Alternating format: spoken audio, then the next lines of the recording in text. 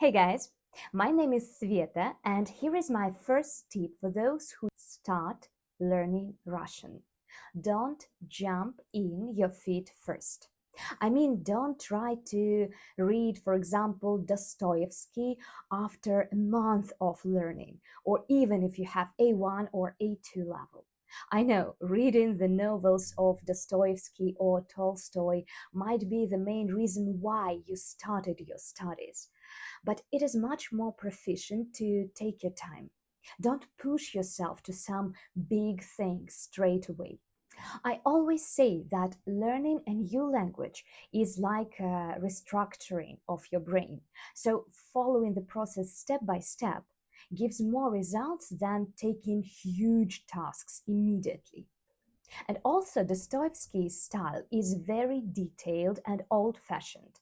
Don't forget, he lived in the 19th century. You're gonna meet a lot of words you never meet in modern life.